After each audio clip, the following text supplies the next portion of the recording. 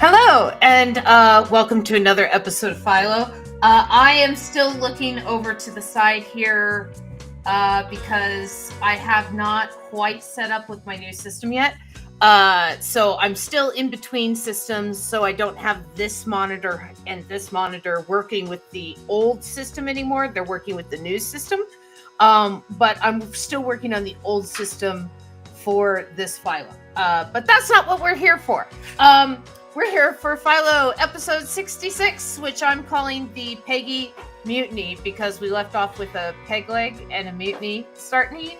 And Robin is delayed just for the moment, so she'll be in a little bit later. But we do have Randall Drew, which is my guest for this week. Randall and I met on Twitch. We're weirdo internet friends. And I invited him on the show, and this is very much outside his comfort zone, and I appreciate you being here.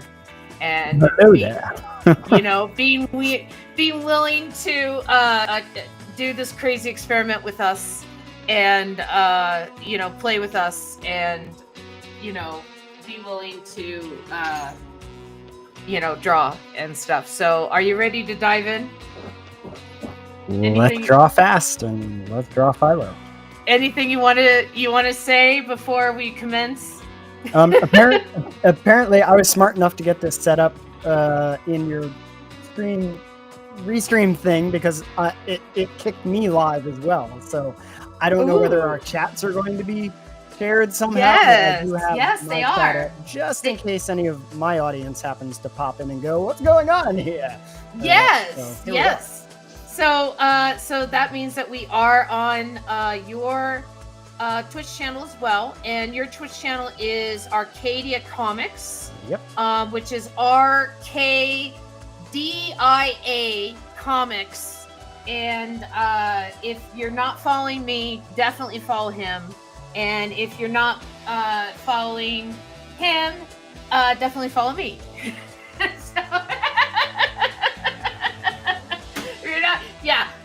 No, I'm joking. Definitely, he's awesome. And one thing I like about Drew that blows my mind is he's consistent. Like, you stream almost every day. And you humble me. Because I'm like, I'll be doing some kind of admin something, and I'm like, oh my gosh, he's on again drawing. Oh, he shames me. I should be drawing. So what we're going to do is we are going to recap in the meantime while we are waiting on Robin. And so let me get it so that we can get to a point. Hi. That's Ian. Familiar background element, Ian. Yes, familiar background element, Ian. But yes, let's get to a point where we left off. So the couple of episodes ago, we were inside the Pokeballs that the pirates were using to capture their new pirate people and turn them into pirates, much like the British Navy uses, like drowning as their incentive to join the British Navy. Like, we'll throw you overboard and you'll drown, or join the British Navy. And so they're like perfect strangers in there. The captain says, bring them to me. They are brought before the captain. They decide to test them with a huge buffet. They toast with toast. Because it's a huge buffet, it turns into an award ceremony where they're having the Aries, and the award for best adopted treasure hunter 10 minutes goes to, the awards are so political because Mushroom wins best new talent. He gets a little peg leg for his award, and then the fish are after it, and the fish get the peg leg. Vengeance is sworn upon the fish by our group.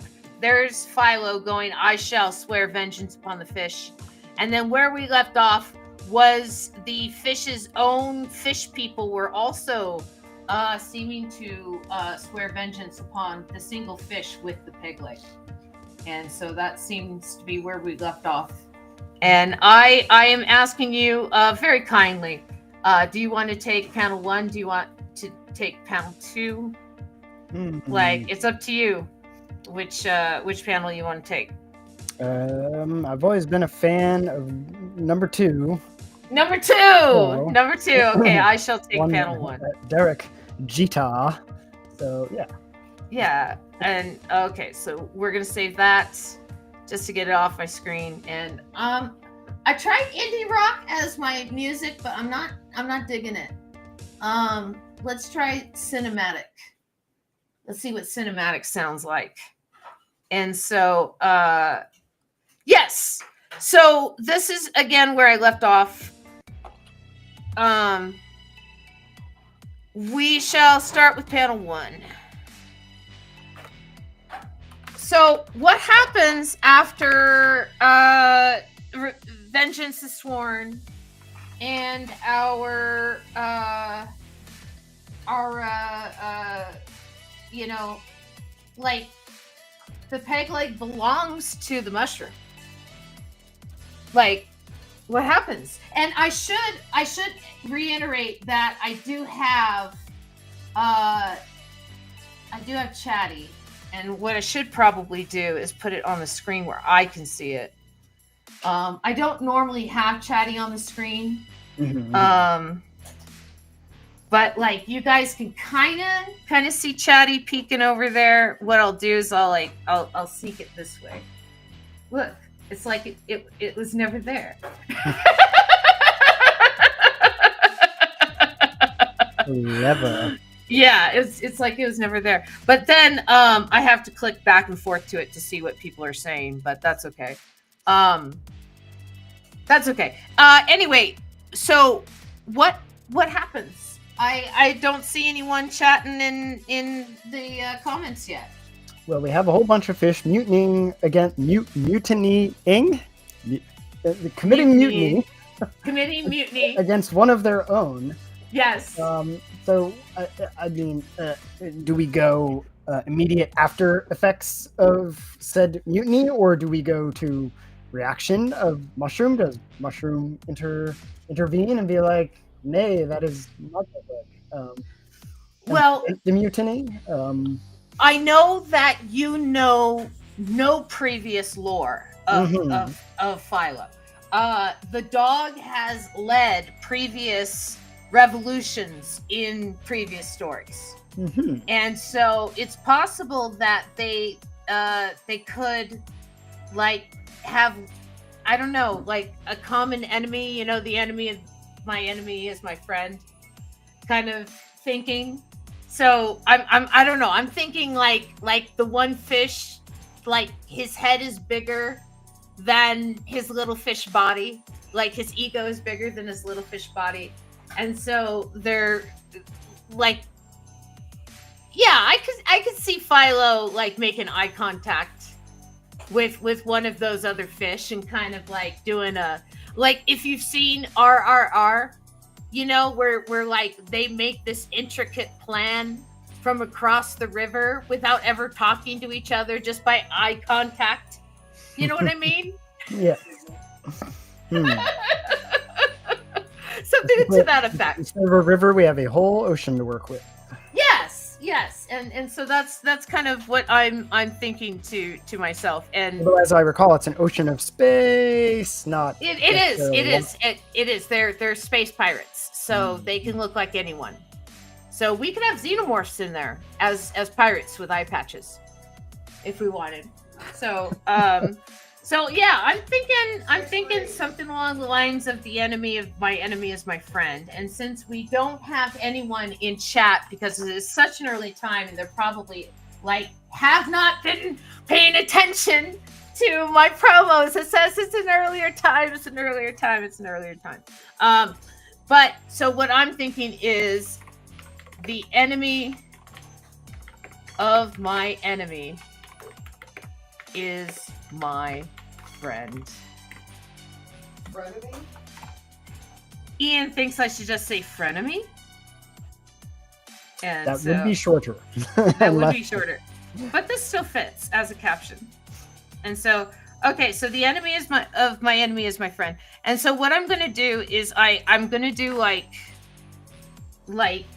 eye contact between the two, like between Philo and like the school of fish. Like the entire school, they're gonna make eye contact. Yeah, that's kind of what I'm thinking. The whole school of fish is gonna have eye contact. I mean, fish do tend to school, so one would think that they would all in unison turn and eye contact. Well, you know what's really interesting is that they're very sensitive to movement in the water, which is why they're able to move as an entire unit, right? And so, like, when you have fish swimming in a school like this, right? There's little vibrations. There's like microflows in the water, because the fish are like, you know, using their fins and flippers to move through the water. But if like the left side of the school gets startled, those micro like currents, you know, they ripple through the school. And that's why the whole school, you'll actually see the ripple and the entire school transition and turn, right? And if you slow down footage, you'll see it like accordion in on itself and then turn. Yeah, it's really fascinating stuff how fish schools kind of work. Accordioning, almost domino effect, somewhat. Yeah. So I think that's what I'm gonna do. We're gonna have Philo over here. Hello, Twitch chatter of Glitch, the Black Hulk. Hello. Oh, I also, yes, that is a YouTuber chatter, because I am also on the YouTubes, which is a not so secret club. It's a secret club and a not so secret club. Like anyone can join it, but like I don't advertise it, but like we'll talk about it openly on the stream. Like, oh yeah, you can go over there and not get commercials. But secretly you're like, no, please come watch me and get the commercials so I can get a little revenue. Well, yeah, like I give people that option that they could either watch it live without commercials and, you know, make sure you give me a like and subscribe and all that on YouTube and support me on YouTube.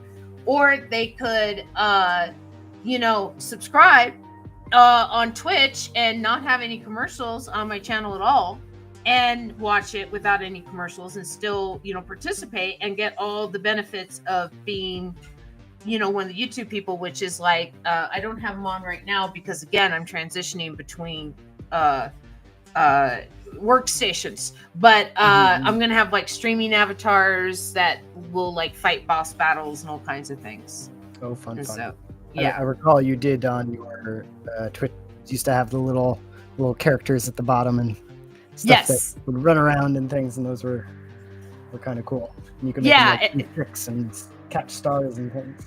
Yes, and so I there's a thing that I downloaded for that program where you can have them fight boss battles with certain bosses and stuff, and you can download like bosses that people make, and you know, like, yeah, so I was thinking, when I do my long streams, I will, when I go for like my 10-minute break, you know, that's like my break, I would have a boss battle when I'm away. So it gives them something to do while I'm gone. Yeah. And so, you know, then I can come back and like reward the winner. And then, yeah, that was kind of like my thought. I don't know. One of my regular, semi-regular clients, my buddy Austin, he has a channel called Backlog Boys. Yeah. And he is down in Texas, but he's also a band You still need to share leader. your screen, by the way, sir. What's that? You still need to share your screen. Oh, I wasn't sure whether you were ready for that or not, but I've been ready for it that. since the beginning, but it's been a crazy day because we're also starting early. Yes, there we go. Excellent. I'm all set. I got my brush ready to go. Yeah. So what do you think happens next? To Black Hulk? What do you think? You're the only one talking to us right now. We got 4 viewers. 2 of which are us.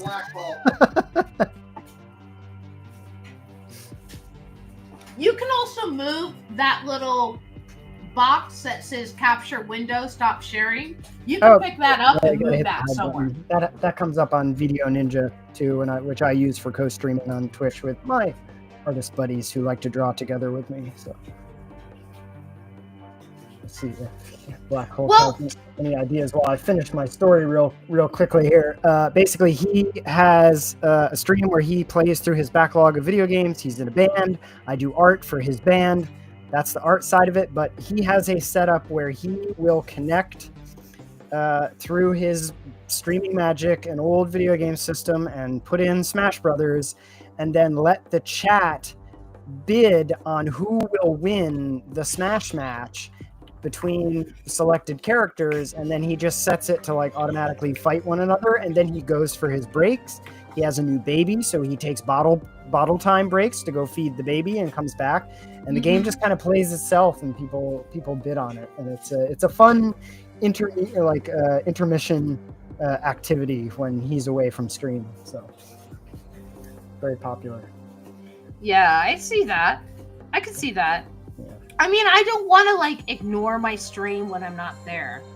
Like, okay, you've been doing a stream for a long time, and do you want to tell the story of how you lost your last channel? I mean, not to retread, bad times, but Twitch banned me and said, but it wasn't your fault. And now but it wasn't your fault. Somebody hacked into your channel. So. I came in late and I have been trying to play catch up on all the videos. I feel guilty if I don't support the live stuff. Aw. Yeah, that's okay. That's okay if you can't support the lives, I understand everybody has lives. Yeah. Support the real lives, not the live videos, right? Yeah. But that's why you post them on YouTube, so they're accessible for people after the fact who can't make the show live. It's still there for them. Well, there's a continuity to Philo that exists, and not everybody can be there for every show. Right. And so, so I do try and post, live. I do try and post like the recordings there. So then that way, there is a version that people have access to. I should have turned that off. Wait. Is that you? Is that Robin? It looks like it's Robin. Robin's upside down. Oh, okay. My phone is kind of weird. It's being weird, so I was trying to adapt things. Hi. Greetings. I'm sorry. It's so annoying. That's not your fault. I don't know. Maybe I just didn't do an update recently or something, but everything was different and wrong, and I was like, nothing was working. But I got through it. It's okay. It's probably not you. It's probably something Restream did recently in their updates or something. Mm-hmm. And so, don't blame yourself. Robin, this is Randall. Randall, this is Robin. Nice to meet you, Randall. Unofficially, finally. Yes. I've been lurking in chats occasionally when available. The show usually goes on as I'm getting ready to hop in the shower to go to bed. Yeah. It's a pretty late show. I'm on the East Coast too. Yep. So but I think in July we're gonna change the time to this time. And so I have people booked all through June. And so I think I'm going to keep those dates and times, but I think in July I'm going to start saying, okay, this time. And because it is pretty late. And, it's 7:00 my time still, which, isn't as bad as the East Coast time, but it's still pretty late itself. I mean, I've only requested it to be an hour earlier. Yeah. It doesn't have to be 2 hours earlier.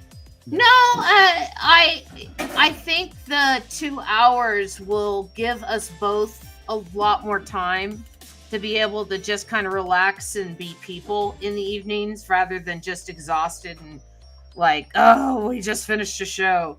Yeah. Considering half of my audience on my art streams and comic streams is in Europe, with at least a 5-hour difference. Although I guess the UK isn't in the EU anymore, but you know what I mean. The European continent, I know all about time differences. It can be a huge challenge. What happens after the enemy of my enemy is my friend? What comes to the top of the mind here? Let's see. The Black Hulk. I feel guilty if I don't support the lives. That's what we have so far in chat. Is the Black Hulk feeling? Hi, the Black Hulk. Feeling guilty, but I don't know. I think they would plan, right? About going after Peggy.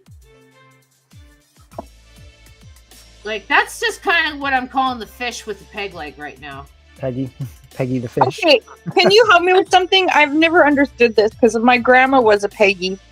How does Peggy derive from Margaret? It does. Yeah, that's where it comes from. Is Margaret, or at least it does. My grandma was Margaret to Peggy. Where's Kay? She would support me in this. She knows all about old lady names. Bambi comes from Amber. Oh. So I could, that. Yeah, like I don't know. Yeah, I got nothing on that one, I'm afraid. I am not down with the old lady names, I'm afraid. I mean, Dick comes from Richard. I knew that. Everybody. Because Robin comes from Richard. No, Robin comes from Robert. Sorry. Let's see. Okay, so what happens after the enemy of my enemy is my friend? The Black Hulk says, "Hello, Robin." So they're making eye contact. The angry fish, and I'm gonna have the silhouette of Peggy back here.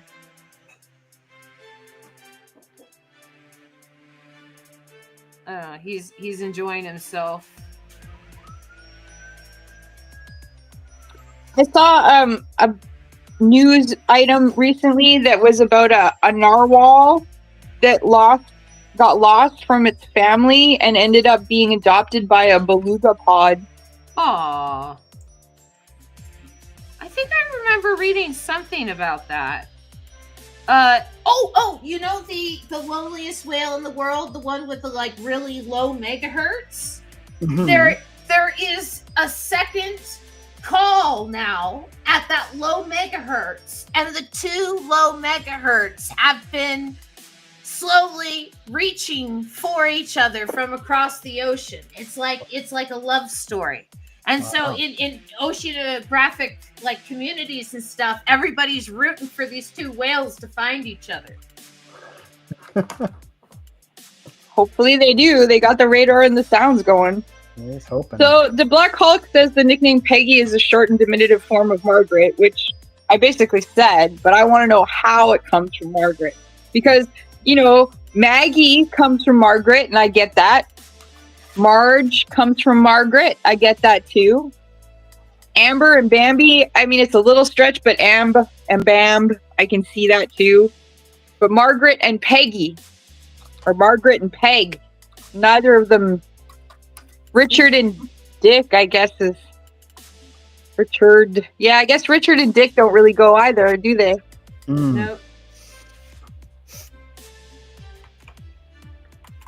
Maggie morphed into Maggie and Meg, likely because of accents changing the sound. That continued to transform into the Peggy and Peg we know today. Huh. That makes a lot more sense. Yeah, I guess that's how it was. Just slap a different consonant on there, and there you go. I think linguistics is really interesting in the etymology and history of words too. So same with, it's no different with names, right? Learn where they come from.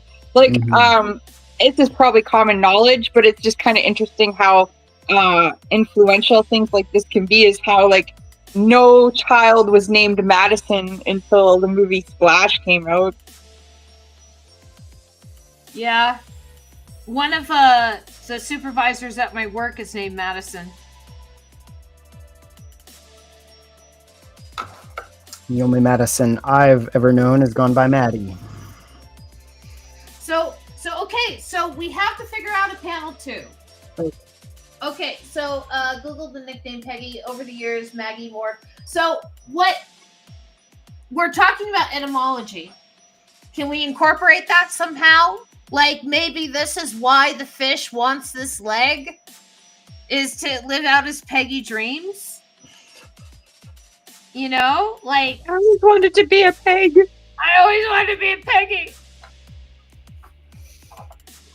Like, or maybe this is some weird ass backwards Little Mermaid tale where the fish is trying to walk on land. Well, I mean, I have a feeling that with Philo and stuff, the fish is going to be losing the leg pretty soon anyway. But I'm just trying to figure out what Drew should be drawing. You know, what Randall should be drawing. Drew should draw a giant whale shark about to eat them all. Because that's what they do. They like inhale. Okay. Okay. Giant whale shark. We could do that. Okay, so let's caption this up then. Whale shark. What do we want the whale? What do we want the caption? Is that part of the enemy's plan? Suddenly, a whale shark arrives. Is that part of the enemy is my enemy plan? Ooh. Or is it just this happens? A random. Maybe he's a robot whale shark and that ergo he's part of the enemy's plan. Or the whale shark is just the enemy of everybody. I thought whale sharks were actually gentle giants. They are. They're quite benign, but I'm just kind of obsessed with the whole like inhaling of stuff. Like they don't really have teeth. They have like filaments or something that like filters krill and things like that. Yeah. Yeah. Like I thought that they were like, they were like big teddy bears of the ocean. They are, but I just think it's funny that they inhale stuff.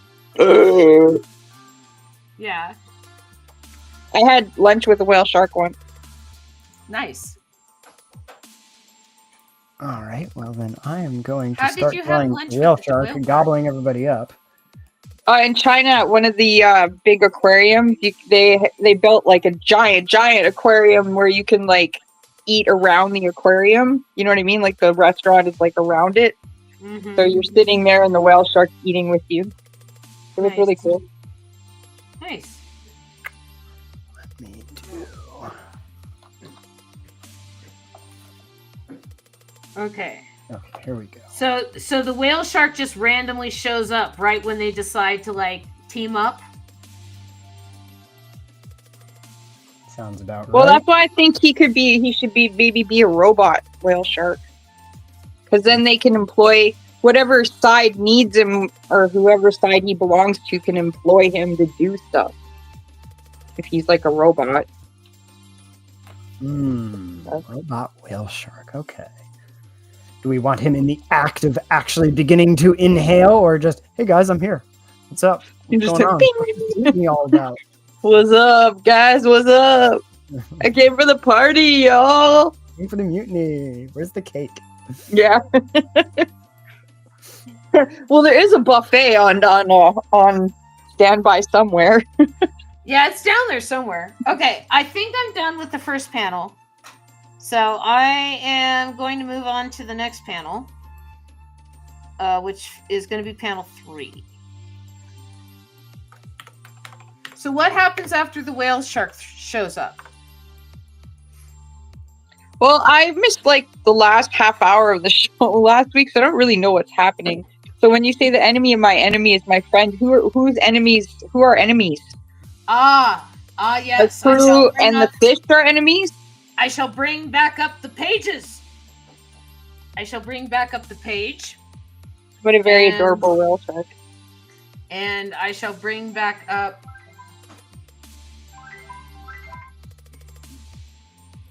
I shall bring back up... my print page. This one. So yes, so you remember from the Pokeballs, right? Yeah. Okay, and you remember from the captain? Can we put it in the big screen? I have old baby eyes. Sorry, I have old baby eyes. It's only briefly. Yeah, I remember the captain. Yeah, I remember that. Okay. Bring them to me. So yeah, so they haze him with the buffet. Yeah, I was there for that. Toast. I was there for that too. The Argie's Pirate Awards. I know you were there for that. Yeah.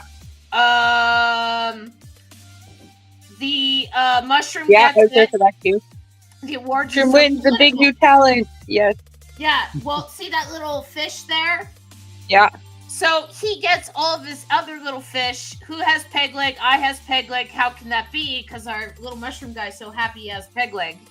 Mm-hmm. And then they take the peg leg. Thieves abscond with the leg. Right? And I think around this time was when your phone died. Yeah. Yeah. And then... I actually don't remember this panel. Yeah. This was one of Kane's panels. And then Kane drew the next panel... which was Vengeance is Sworn, which is Philo and the dog, and then the mushroom, and then to get the peg back. Yeah, and then I drew the last panel, which was Fish School Mutiny, where all the fish realize that only one of them can wear the leg, and they're all angry. Got it. And they're all angry, and so that's where. So then the next panel is the enemy of my enemy is my friend. Yes, because the Philo and the other fish realize that they can work together. They can work together against that one fish. Oh, okay. Yeah, and but they're still screwed because even if they work together, only one of them can ever wear it at a time.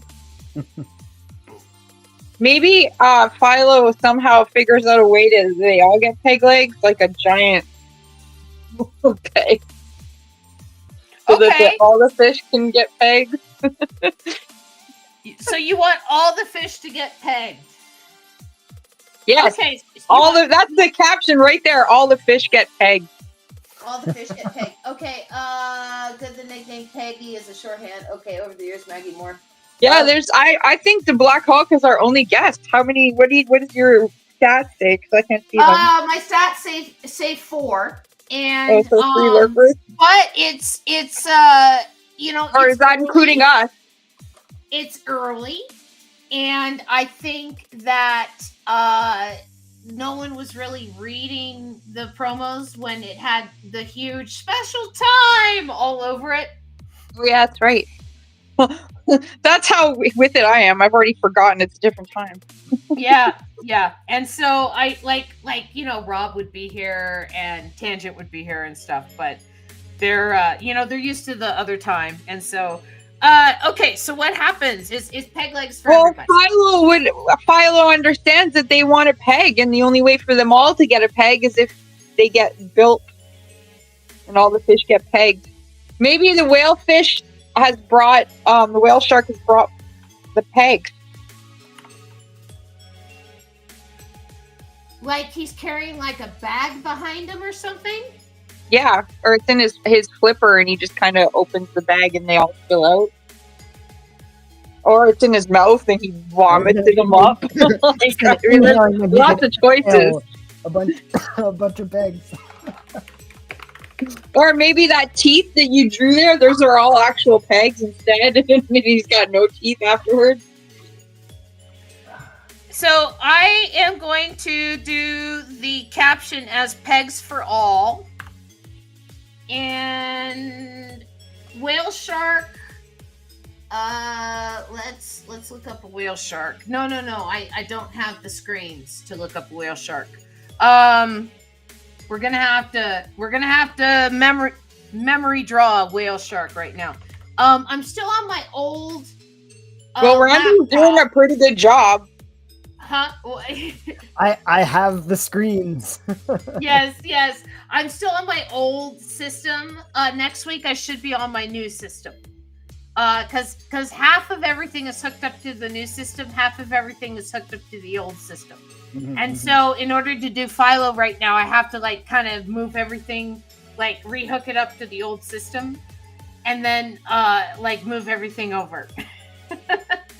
Like I'm still downloading programs and, you know, like setting up brushes and fonts, and it's getting just not ready yet. everything the way it was. It's just not ready yet. Yeah, it's just not ready yet. So it will be. Okay, so pegs for all. Okay. So what we're going to do is we're going to have the big giant whale shark. He is going to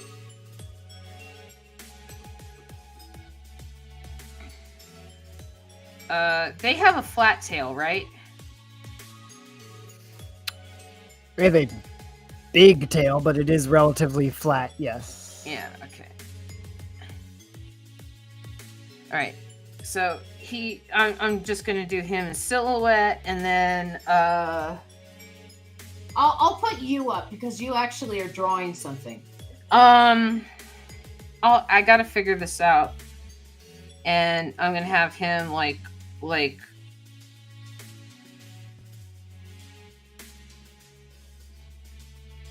drop.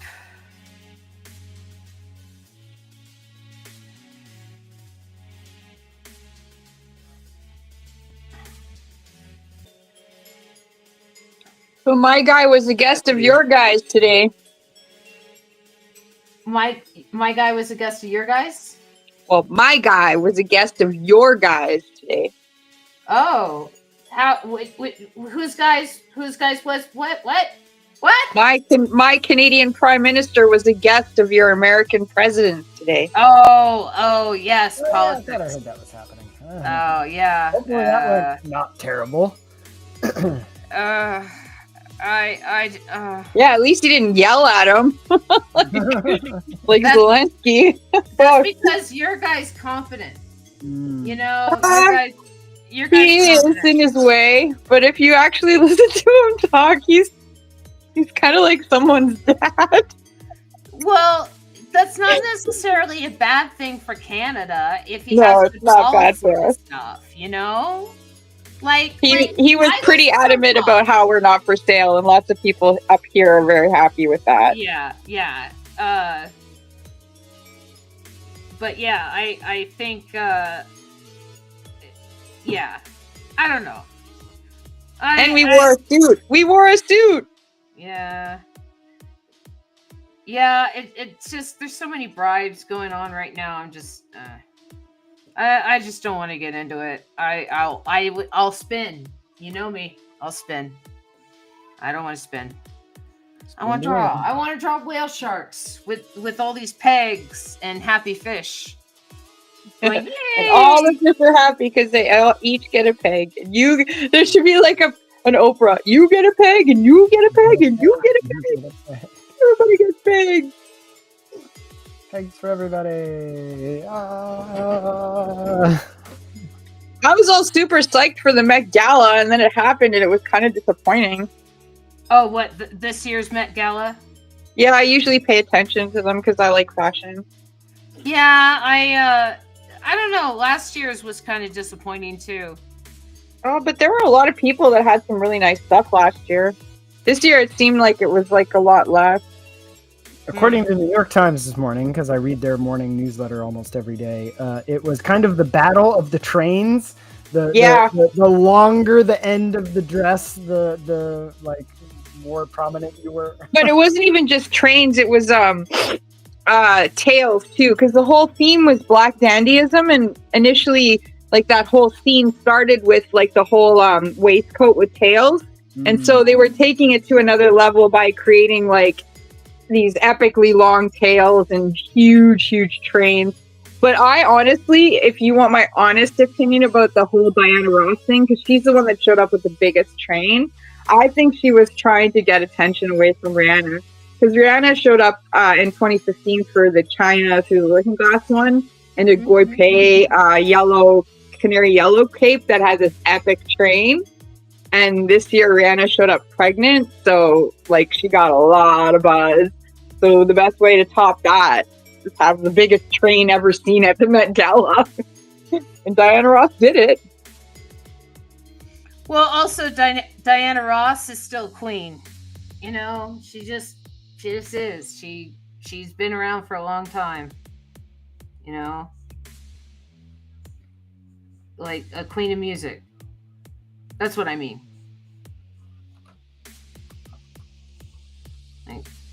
Did I lose you? No, I'm still here. Okay.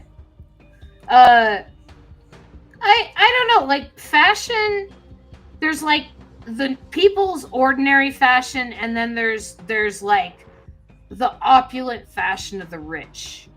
You know, and they're two entirely different things.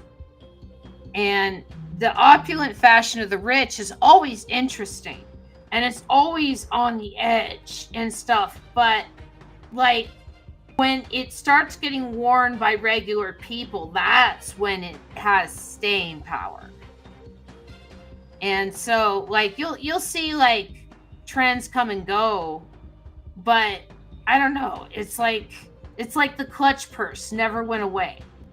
You know, because regular people started using the clutch purse, even though it originally was an object of high fashion.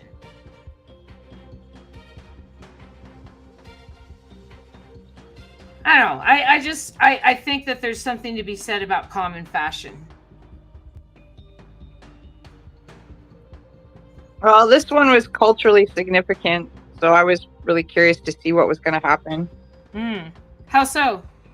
Well, because the whole theme was black dandyism, which was a reaction to after the slavery and how they weren't allowed to wear nice clothes and they were told what to wear. So they went the other way. They went extreme and lots of huge ruffles and long coattails.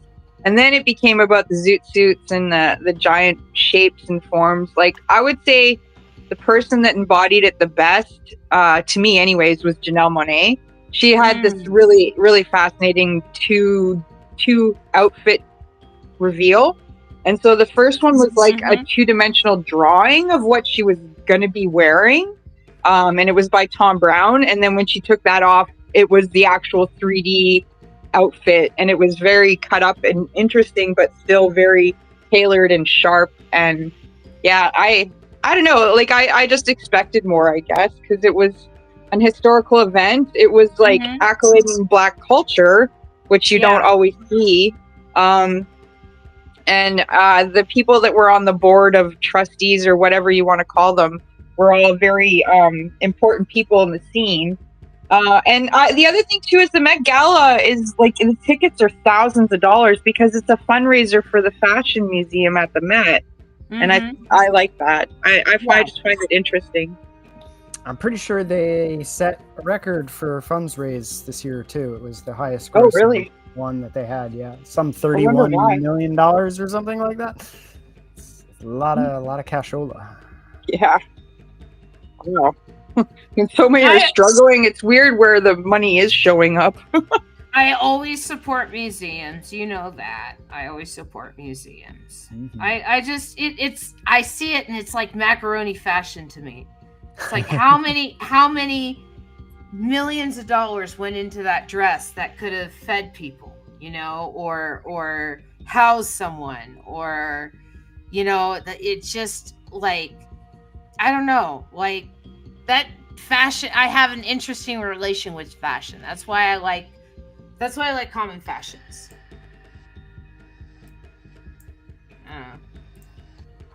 Like I always point it out because it's everywhere and it's appealing.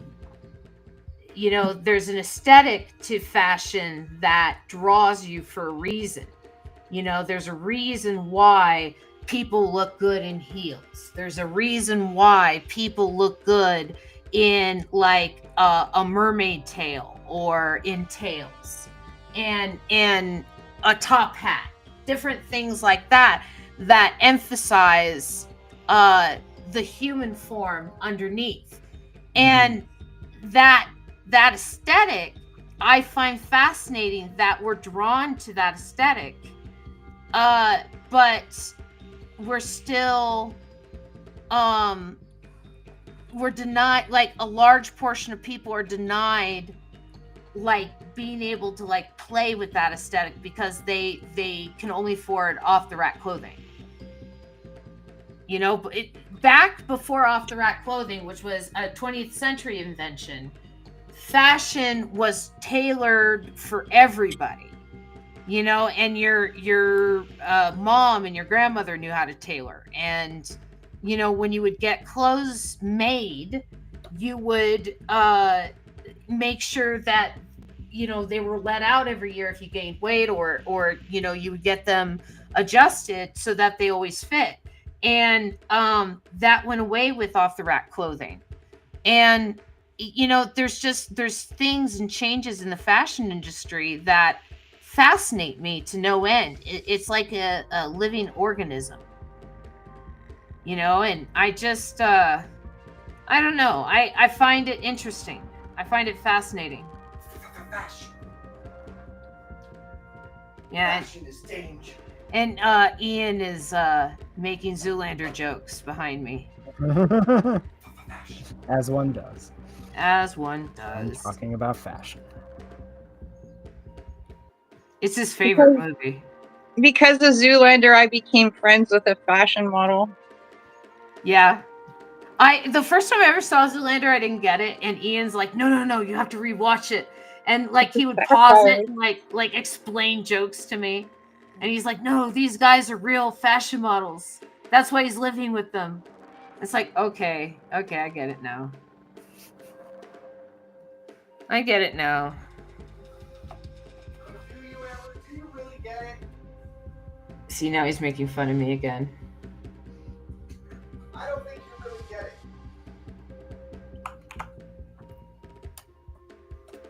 Yeah. Yeah, now he's making fun of me again.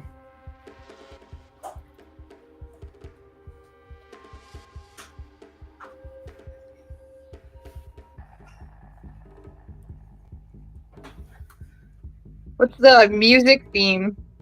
Tribal ambient? It is cinematic. Oh, wow, that's interesting. Yeah. This is the documentary part of the film. Oh, Tangent did show up. Hi, Tangent. Hi, Tangent. Yeah, we're going a little early tonight, and so I wasn't able to. I tried to get the promos out there, but I had to work today, so the promo for today got out a little late, and it's not too bad.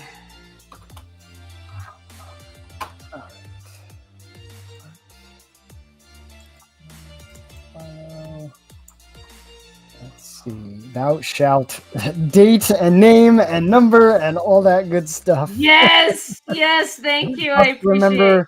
Must remember the 10 Commandments of Philo or whatever it was. Yeah. I have to. I have to update it so that it includes no model sheets, on there, because that's one that I realize I always get from artists is like, hey, where's the model sheets? And I'm like, there are no model sheets. It's just kind of however you want to draw the characters. You know, this is kind of how they look. Good luck. Yeah, I'm so professional on this show. All right, we have a panel too. Well, Shark arrives on the Yay, scene. panel Hey 2. guys. Yeah, now you are on panel 4. Right. Hey, Amber, somebody's asking about the show. Do you want to explain how it works and what it's about? Interesting looking art piece. Is this part of a comic panel? I'll be working overtime tomorrow. I will respond to your comment in a second, Tangent. Yes, this is a live drawn improv jam comic called Philo. And I will put myself in the big window. And so Philo is where I invite other comic artists from all over the internet and the professional art world. And I kind of go, hey, come on the show and draw with me. And we basically listen to chat, and chat tells us what to draw from panel to panel. And we write a story together, chat and the artists and I. And Robin, of course. Robin, it greatly guides the story because she knows she remembers things that I forget about the story. And then she'll be like, wait a second, you forgot about so-and-so, you left him on the ship. And it's like, oh no, I can't leave him on the ship.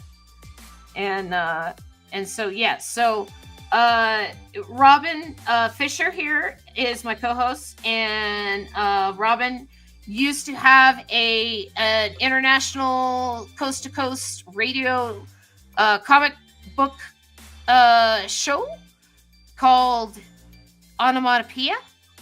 And she interviewed all kinds of people from all over the comic book industry. So many, I'm at the point where I'm forgetting. Like the other day, I was going through my tapes and I was like, oh, hey, I interviewed Dan Sakai. Please tell me they're initially it was on cassette, and now they were on micro cassette, and then before I stopped doing the show, I had evolved into one of those little like skinny MP3 recorders. Oh yeah, nice. Yes, she did it before social media. From ye olden days. Thank God. I was thinking about that the other day. Like I had been doing it during social media, I would have been canceled so flippin' fast. I was listening to one episode that I did really early on. So this would have been like 1998. And I got really heavy into ska music, and I really loved ska comics.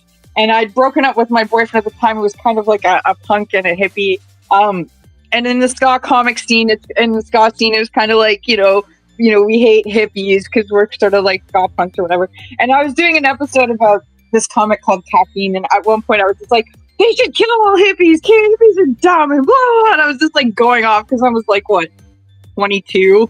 Yeah. But I was like listening to it and going, I really want to play this because I want to put all my shows on air, but sometimes I say shit that I'm like, what the was I thinking? But all you got to do is just say, I was dumb then. It was very dumb.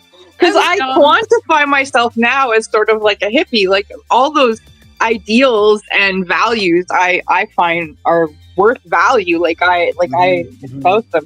If I were to place myself in anywhere in this world, like as the people and me were alike, I would move back to Vancouver because those people, that environment, that openness, that acceptance and tolerance and love, I love it out there.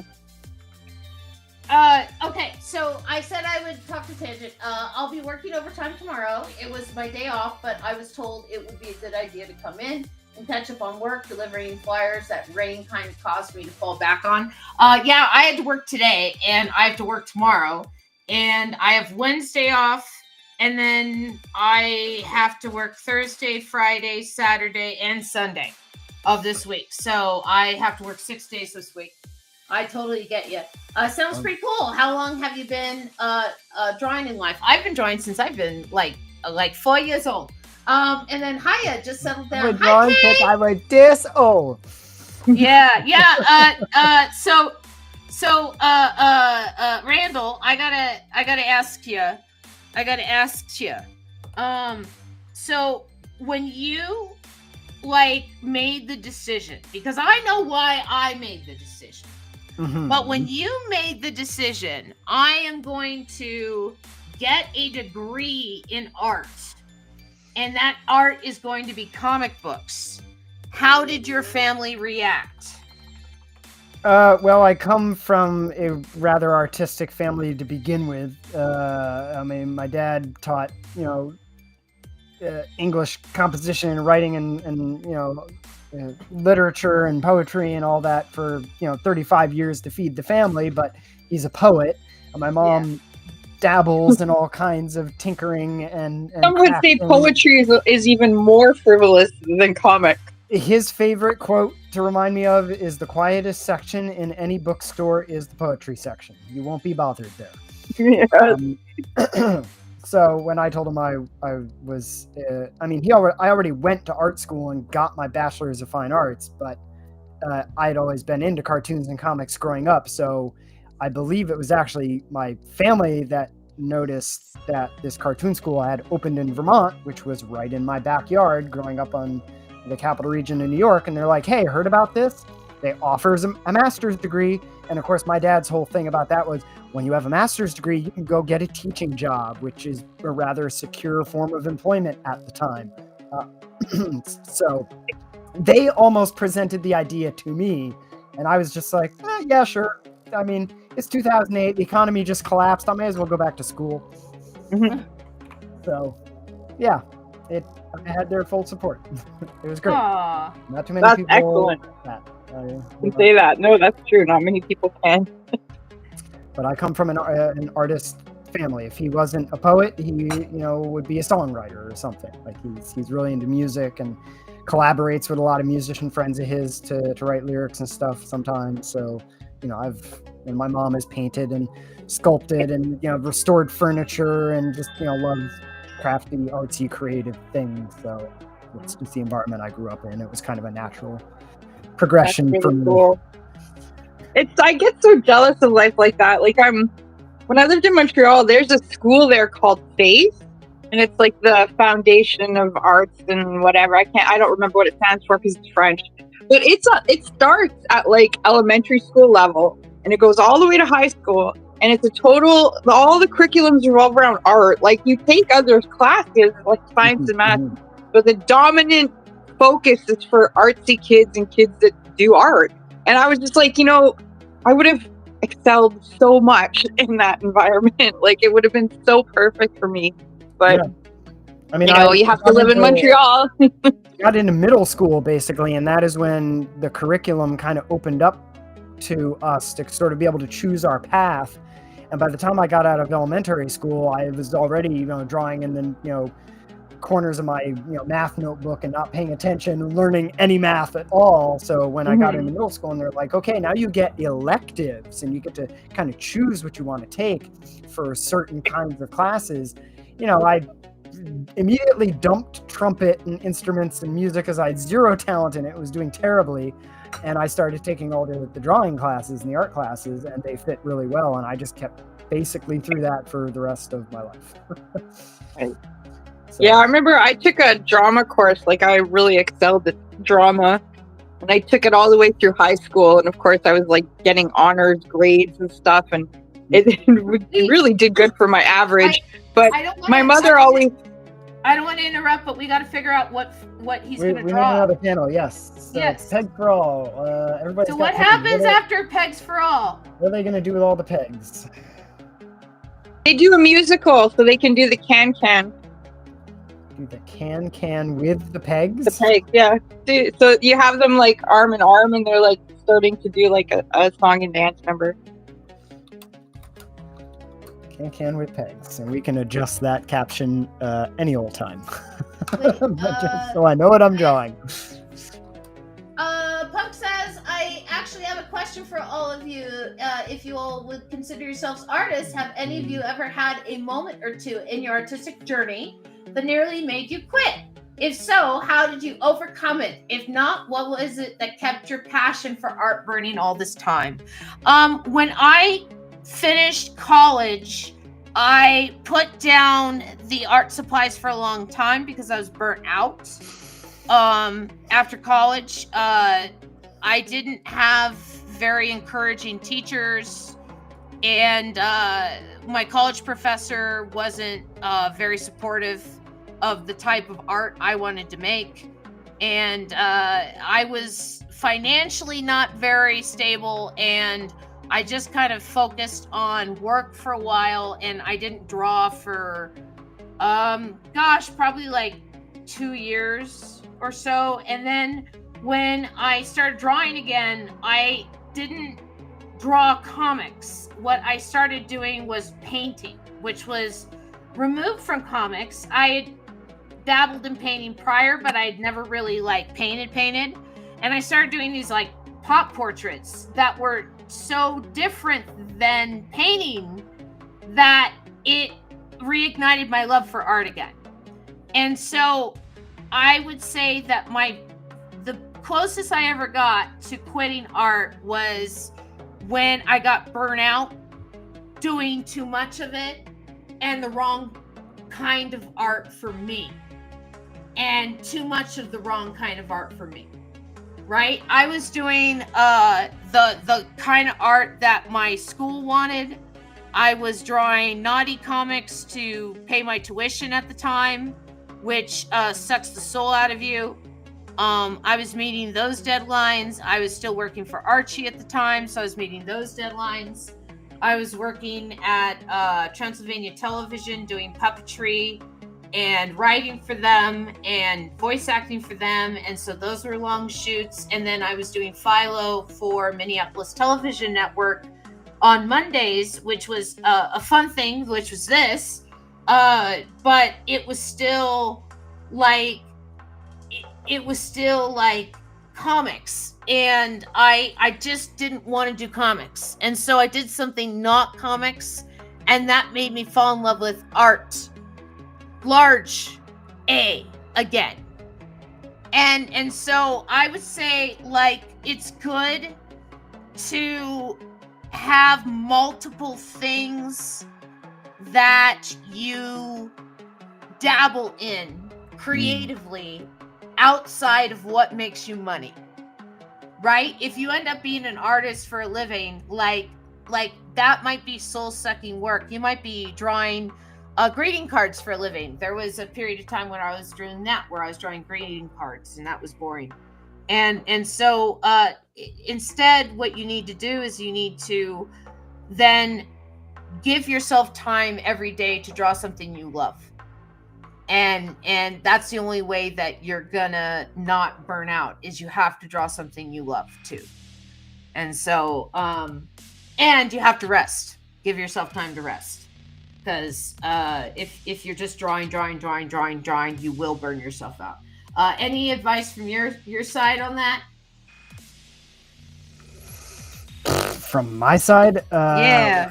have I ever burned out? Immediately after graduate school, I tried to do the freelance to make a living thing, and I lasted about 6 months and was like, nope. And I went and got a full-time job and never looked back, except for last year when I decided to cut back on my full-time job to a part-time job so I could art part-time instead. And I've just made it work now for, I don't know, the last 9 months. And it was a very wise decision because I spent a lot of time doing the non-art, buy a house, get a life, like, advance your career, make more money thing, but I wasn't very happy doing any of that at the end of the day. So reducing my time actually working for the man or whatever and choosing art again has been a very great decision. I'm way happier now than, and I'm not burned out because I'm still able to kind of flex in and out as my mood with the art kind of changes. I have the availability to go do other things. If life becomes too stressful or money becomes a problem, I can step away from the art. Or if the art becomes too stressful, I can step away from the art and come back to it with a refresh a little bit later. But I find I'm not susceptible to burning out because it's not a make money to live kind of thing. It's just I show up and I hang out with my art friends and have fun, and that is a way better way to do art than I was trying right out of grad school to survive. not fun. Yeah. Kay, Kay has given her synopsis of being an artist. Ooh. Okay, so Kay says, Punkbuster, by the time I got out of college, I had been doing a weekly strip and other stuff for 2.5 years. I was a cinder, totally burned out, wouldn't cartoon again for years, but I did take up creative writing. Yeah. And just so Punkbuster knows that Kay Bird has been a guest on our show many a time. Yeah. She's Kay, one of our wonderful stalwarts. Yes, Kay is an alum of Philo, and has been on the show. Is always invited on the show again, anytime she wants. That I don't have another artist like booked. If we were ever to make merch, we should start with her Wallendorfs. Yeah. Yeah, we could do that. I don't know. I don't know what kind of merch I'd make. I'd probably make stickers to start. I want Wallendorf hoodies. I gotta wait for my computer to catch up. This is the old one, so it's got to think about it for a second. Robot. Fleshy Wollendorfs. There you go.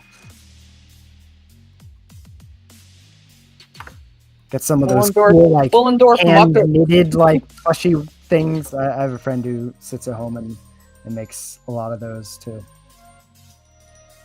wash away the woes of her,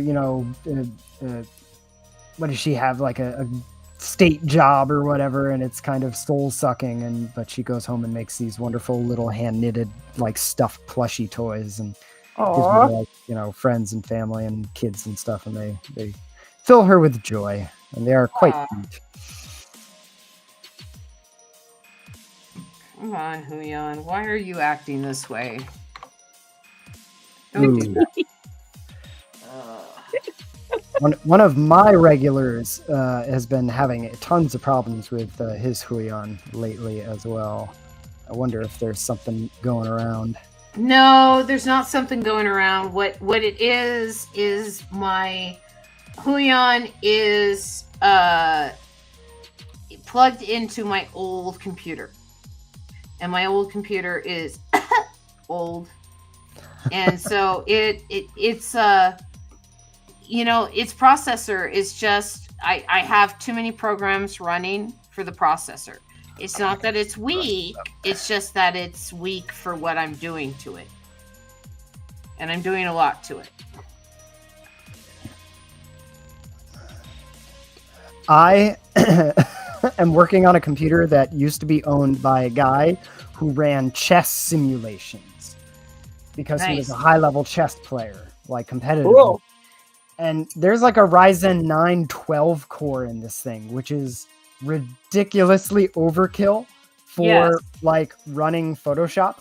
Yeah. But it had no graphics card because he didn't need graphics. He just needed raw mathematical power. So when I bought this machine off of him because they upgraded, I believe, I just slapped like the best graphics card I could find, and it was just like, we're done here.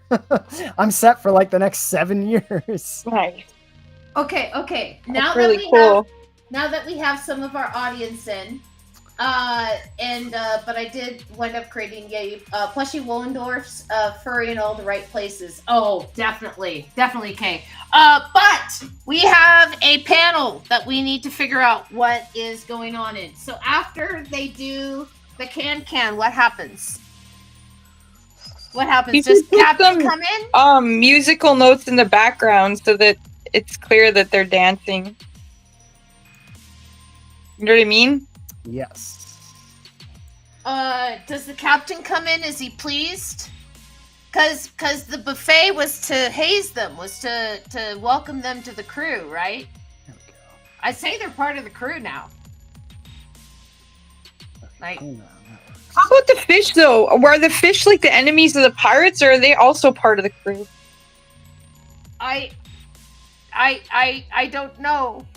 Me I either. don't know. I feel like we should know. I feel like, I guess they are part of the crew. I guess they're part of the crew because they were there at the Aries. Everybody's The friends Aries. now. We like happy endings, right? Yes. And then So I guess they're going to start to go on their first adventure with the pirate crew. yes, don't forget there's also an octopus with them, Randall. Ah, yes. Yes. And yeah, Well, let me- way at the other end, there's an octopus. Armand is bringing up the rear. yes. We will bring up the rear. But what happens after they do the can? On They top can of the wheel right truck, onto the yeah. ship. Or are they on the ship already? Because I don't know where this is all taking place. For some reason, feel like it's everywhere but on the ship. I feel like they are on the pirate ship in a ballroom on the pirate ship specifically built for the Aries. Oh, okay. Yeah, like I imagine that like it's a very important part of the space pirating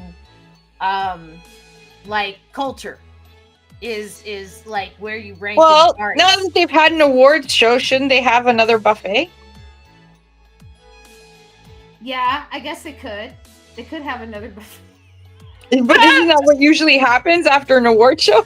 I'm sorry, I was just laughing at the fact that Armand has several different peg legs. Oh yeah, he's gonna be using up all the extra pegs.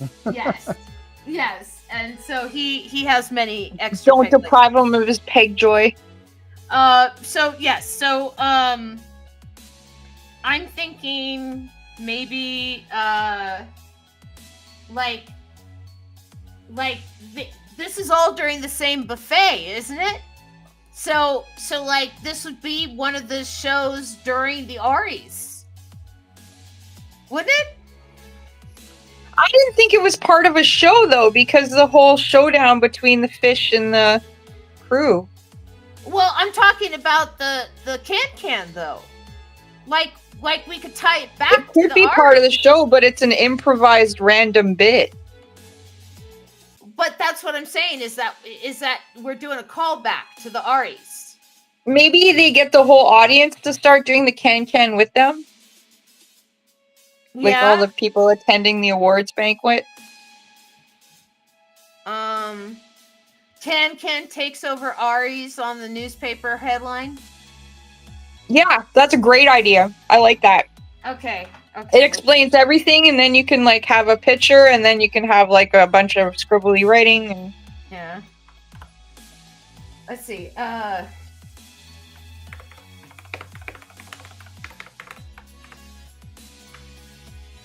I'll say, it's a dance sensation.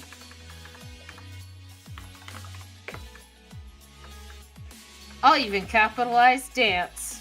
Yeah, I was across moving. the nation. Yeah, A dance sensation across the nation. I was moving around chairs and tables and stuff at work today for the carpet cleaning guy. And so that's where I was. And I washed dishes for 40 people, and then I prepared dessert for 40 people, and then I set the table for 40 people, and then I served 40 people chicken or meatloaf or beef or roast potatoes, and then I washed all their dishes again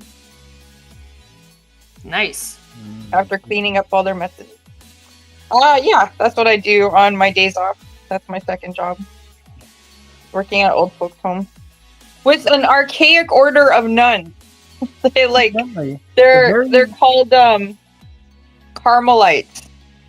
And the woman that it's a relatively new order. Like she started it, I think, in the late 1800s, early 1900s. Like I think like 1913 is when the order was canonized or whatever. There's Carmelite monks as well, but they don't associate with them because the nuns are more hardcore in their vows of poverty and community service and stuff.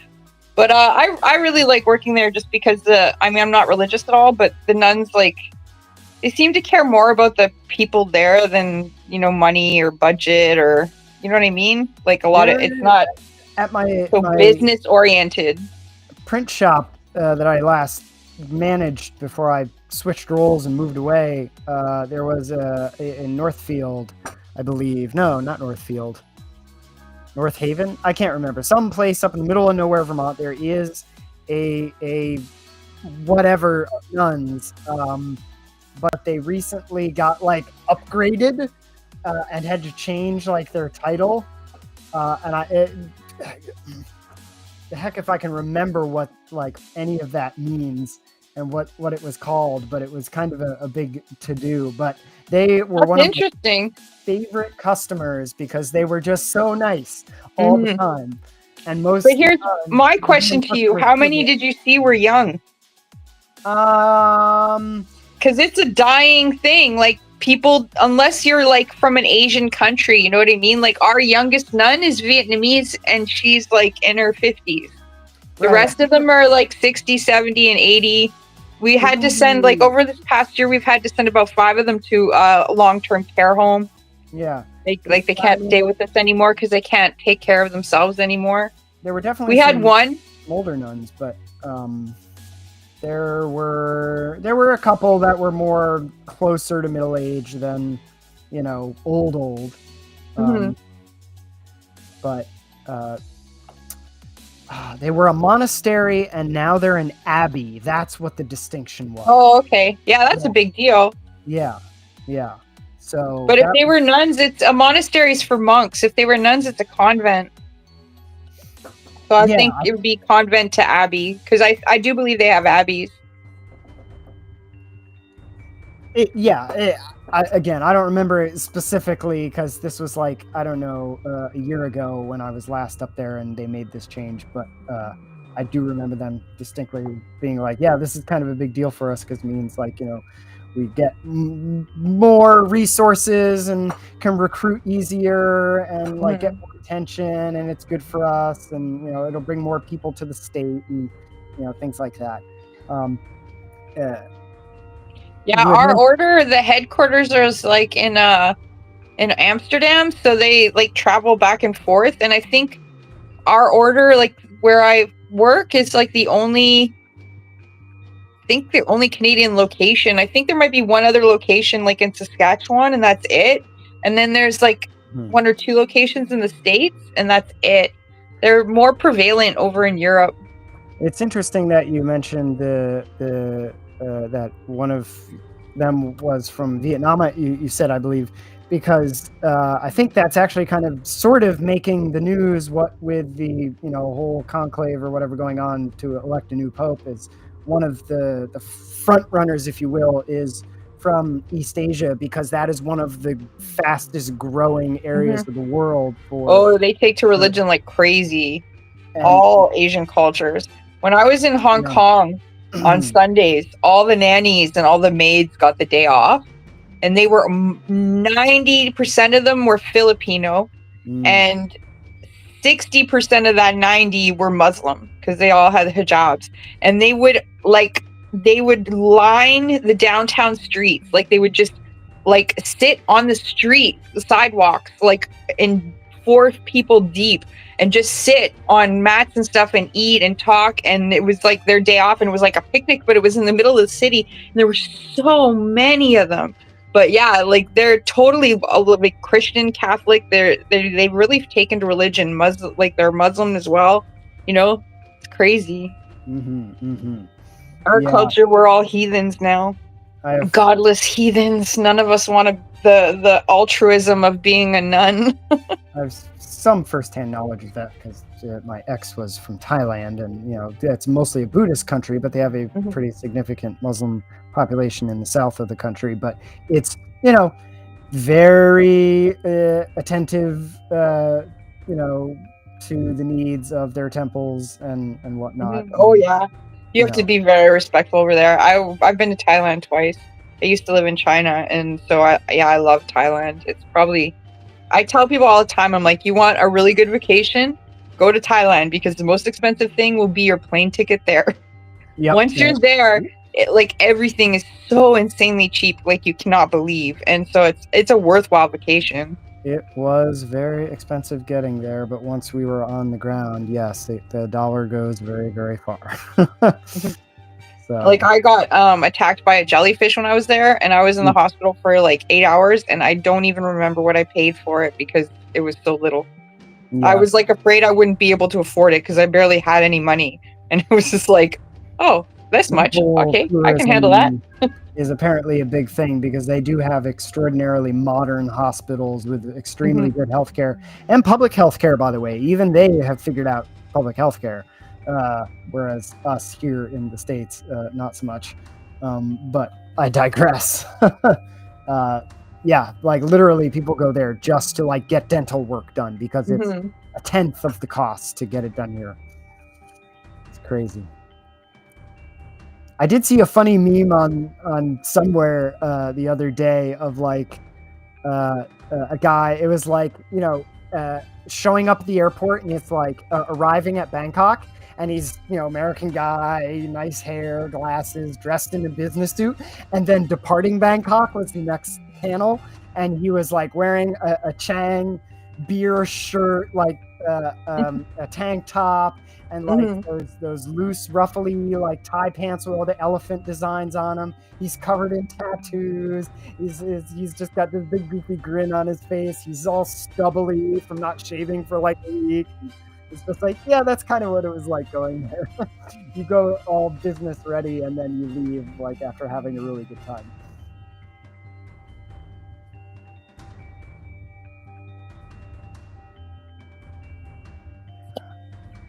So I'm just working on give this guy all his peg legs. 1, 2, 3, 4, 5, 6. We need 2 more arms, but I'm not going to draw them. They're just going to go off the screen, off the panel. Oh no, we lost Robin again. She's back. I'm here. Yes, Sorry, I'm here. I see you. I brought you back. She's back from the brink. I accidentally reloaded the page. That's all. Because it's weird. We haven't had any messages in a while, so I thought, oh, well, maybe something's going wrong. So, No, just a very quiet chat today.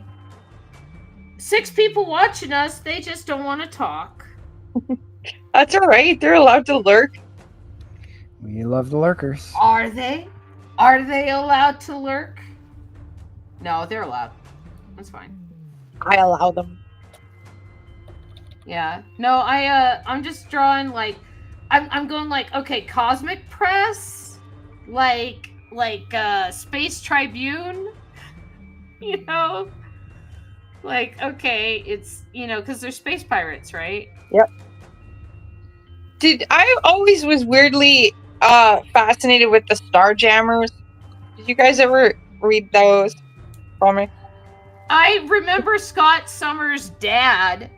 Yeah, he was like the leader, and there were like all aliens too, and they went on like crazy adventures in space. I guess it was kind of like Flash Gordon.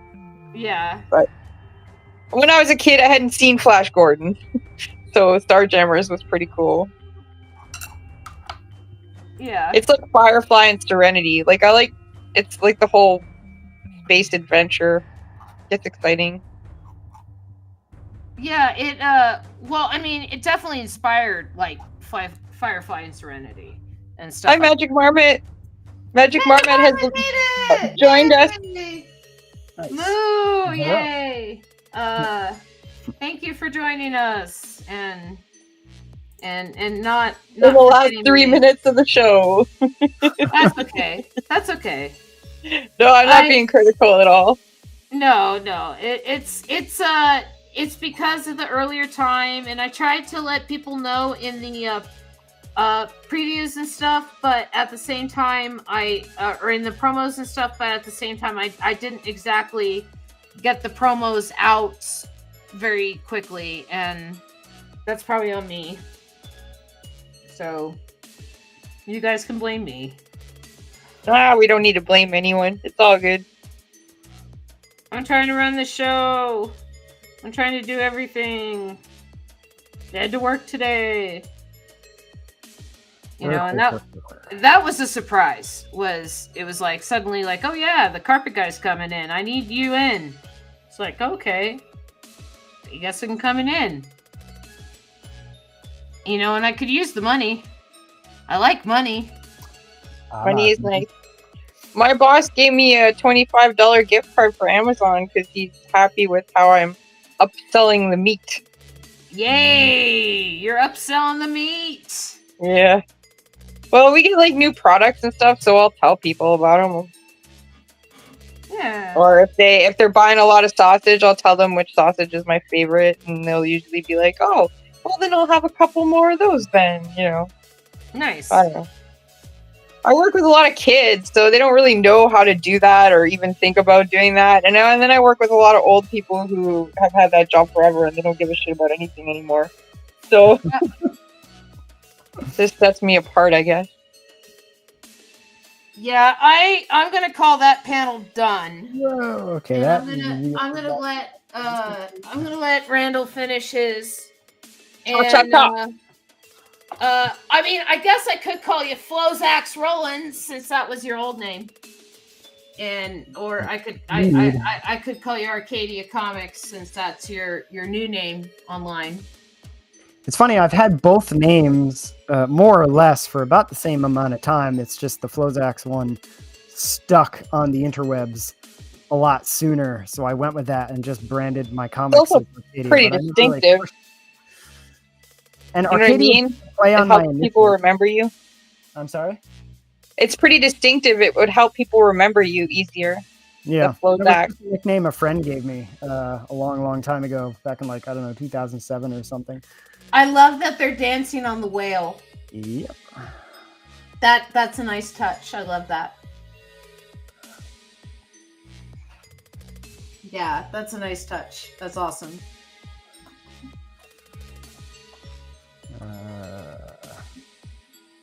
All right. And I could, have giant whale tail back here just for funsies. Just for some. There's this do you guys know the kids book author Eric Carle? Yes. So he's done the Very Hungry Caterpillar and a bunch of other famous ones. But I found this old one from him that I got at a book sale at the library. It's and it's really weird. It's a ladybug's on a leaf eating aphids, and then a grouchy ladybug comes along and wants aphids, and the other ladybug's like, well, we can just share. But the grouchy ladybug doesn't want to, and is like, hey, you want to fight? And she's like, no. And then he's like, well, you're too small to fight anyways, and flies off, right? And so the rest of the book, it's about him going to various animals that get bigger and bigger and bigger. And each time he's all like, well, you're too small to fight anyways. But he wants to fight everyone. It's this ladybug's like, hey, you want to fight? You want to fight every page? And then finally he goes to a whale, and he tries to fight the eye, and then he tries to fight the flipper, and then the tail is actually a 3D tail that comes out of the book and flaps. Slaps you in the face. the drenched ladybug ends up back on the leaf, and the other ladybug's like, hi, do you want some aphids? I saved some for you. And he's like, okay. But it's such a weird story. It's someone who's read a lot of kids' books. Yeah. I kept it because I'm just like, this is so odd. Hey, you want to fight? Oh my gosh, I love it. I want that brush. I want that brush. What is that brush? This is the Loish Splatter. It's cool. It's like a dinosaur modeling egg, like an egg model, MOTTLE. Decent splatter brushes here or there throughout my Alex Ducal set, so nice. But that's the Loish one. I have a couple of True Grit Supply brush sets for Clip Studio Paint. And so, question that you may know the answer to: how compatible are Photoshop brushes with Clip Studio, if at all? I don't know. I'll have to look into it. I'll have to research. Because I'm not sure. Okay. I know the inevitable day will come where I won't have my job anymore, where I get Photoshop from my job, and I'll need to probably just give up Photoshop and switch to Clip Studio. But boy, it'd be nice to take all my brushes with me. Yeah, that you actually purchased. I know there is a way to convert them. I just don't know, like, because some brushes have special instructions, you know, where it's like the splatter brush, for example, will react a different way than like an ink brush. And so sometimes those instructions don't transfer between the programs. Right. And so there's a certain way to transfer the brushes. I just have to research it. But there's a way to do it. Who's a former programmer and now artist put it is, a lot of the times they're built on entirely different coding architecture, and the programs can't read each other's different architecture. It's specifically for Adobe or Clip Studio or whatever. Yeah, and that's what I mean, is like when it does something special, you know, like I have like a watercolor brush that like acts like watercolor, where I can like put it on there, but then when I take that same brush over itself, I can spread that color out, right? But only over itself. I can't do that over any other brush or any other like color that's been put down. Okay? And so it has like programming that allows me to do that. I'm sure if I bring that brush into Photoshop, it wouldn't act the same way.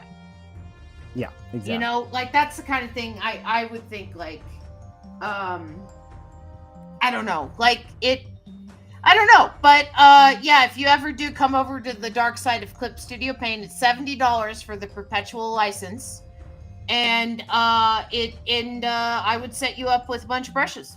Nice. Yeah. That's basically what happened when I got this XP Pen tablet. Was a buddy of mine who finally convinced me to try digital after me being like, no, traditional is better, I'll never go digital. He was just like, oh, here, have like all my brush sets. And now I have them all, and they're great.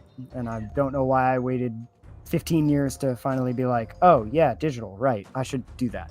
Traditional is amazing. There's some things that you can only do traditionally. Yeah. Right, at this juncture. But a lot of digital brushes are catching up to what digital or what traditional ink is capable of. You know, guys, I hate to interrupt, but I have to go. Okay. All right. I can hear a screaming toddler downstairs, so I'm gonna go read a bedtime story. No worries. Bye. Bye, Robin. It was nice meeting you. Have a good day. Or night now. Have a good night, guys. Bye.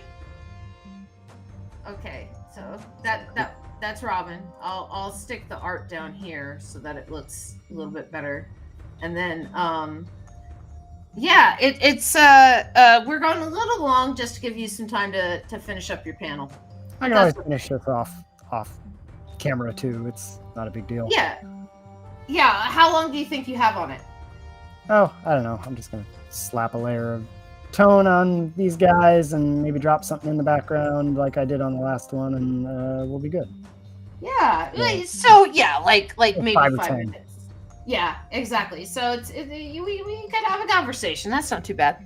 But yeah, you've been doing the Twitch thing longer than me.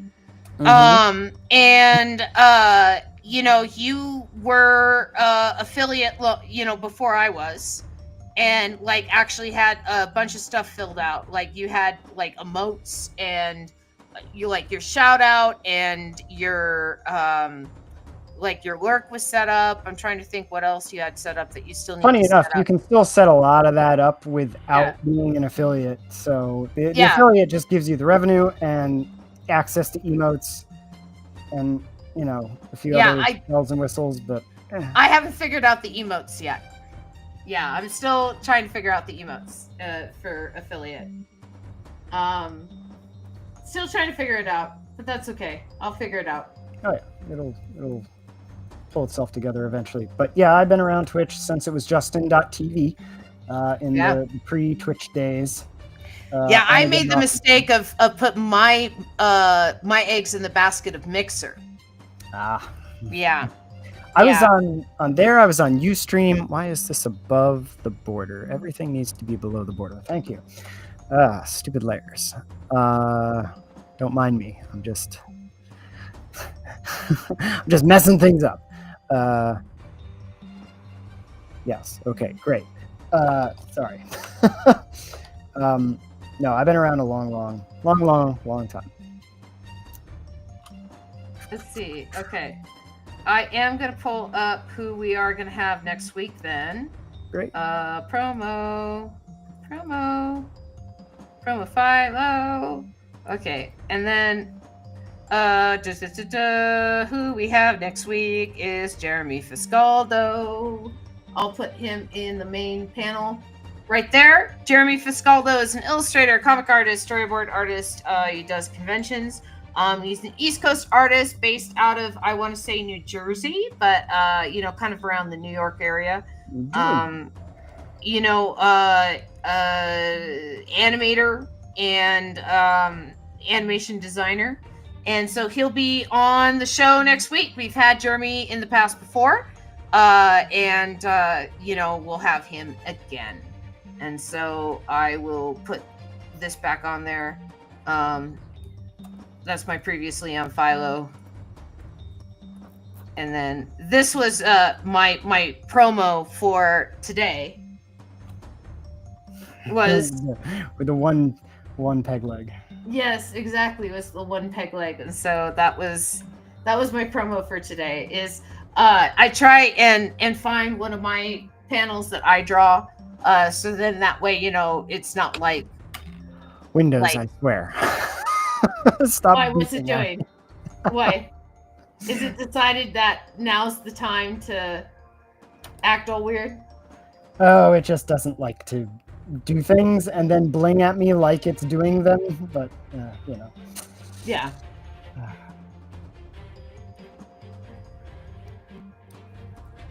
I am selecting these areas out just about as fast as I can. Oh no, I think the panel looks great. It looks awesome. I just get a little too crazy with my toning sometimes. I just have too much fun with these brushes. Mm-hmm. I suppose I could get my plugs in while we're winding down here.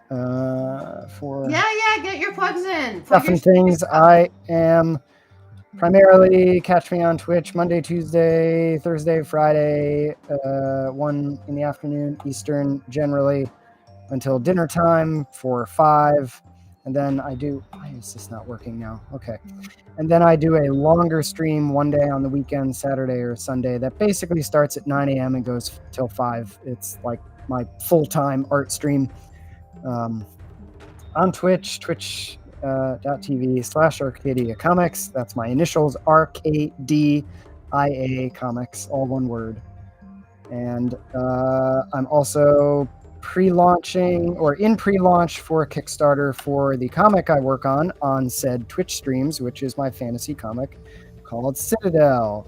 And I've been working on it since I graduated from the Center for Cartoon Studies way back in 2010. And it's just been an ongoing, never-ending project that I'll probably do until I die. So just yeah, on your Discord, whenever I click on Citadel, it's like, you do not have permission to view this. Wait, really? Yeah, when I click on Citadel, it's like, you do not have permission to view this. And so it won't let me see whatever's in Citadel. I think it's like for your Patreon, right? I don't have a Patreon. I've never had a Patreon. I don't know what's going on there. That's just some weird permission thing that probably got all messed up that I got to fix. Is it paired? Yes, it's paired. So that Nightbot command that just dropped is the link to my pre-launch page. If anybody likes fantasy comics, go ahead and hit that big black notify me button on there, and you will be the first to know when it goes live on my birthday in September. Yay! How old are you going to be in September? I can no longer claim to be less than middle age because I will be turning the big 40. I just turned 42 on Saturday. So related. yeah, I had to work on my birthday, but that's okay. And it's not that scary, okay? I'll tell you this from 40. It's the top of the hill, the view is wonderful. It's the top of the hill. It's like, you're not climbing the hill anymore. You're not over the hill. It's the top of the hill. Enjoy it. I do like climbing mountains and looking down. So, buildings, no. Mountains, yes. What is it? The straight down that you don't like? I've never really been able to figure it out. I just know that when I did go to Bangkok and we did like the sky bars or whatever at the top of the freaking skyscrapers, and it's all like glass, and you're like, practically peering down and seeing the plunge. I'm just like, nope, can't do that. But I'll go climb a mountain, just hang out on the edge of the cliff and go, oh wow, look at everything I can see. That's cool. That's because you're on the ground. Yeah. And your body understands that, like, your feet got you there. The ground feels better than concrete and glass and steel, for sure. Yeah, but I don't think our feet trust elevators yet. They've been around for over 100 years, but I don't think our feet trust them yet. Because like an elevator will take us up to like the 20th floor somewhere, and we look out the window and we're like, whoa. It's like, boy. It's like, I didn't climb those stairs to get here. I don't trust that. All right. Adding more unnecessary detail. If you got an outro, you can go, because I'm just I'm just noodling at this point. You are just noodling at this point. Okay, so what I am going to do is I am going to turn off the noodling and turn off the noodling, and so it's just you and me. And so Randall Drew, my wonderful guest, I appreciate you very much for coming on to my show and drawing peg-legged fish with me, and whale sharks and pirates and whatever else randomly came up, because it's crazy. And I appreciate you doing this, and you're always welcome back. And Robin, she had to leave a little bit early, but that's okay. We'll see her again next week. Everyone in the audience, thank you so much for joining us. I am going to close out on Randall real quick, and then I'm staring over here because I'm still on the old system. Next week I should be on the new system. But what I am going to do for anyone who is still kind of hanging out, we are going to turn this on. Hi. And then I am going to let's raid something. Let's raid something. I'm not going to raid Arcadia Comics, because that would be like a strange loop where like I would raid you streaming me, and that would be very strange. So let us do I'll go into Loading Artist. Yeah. We'll raid a Kiwi.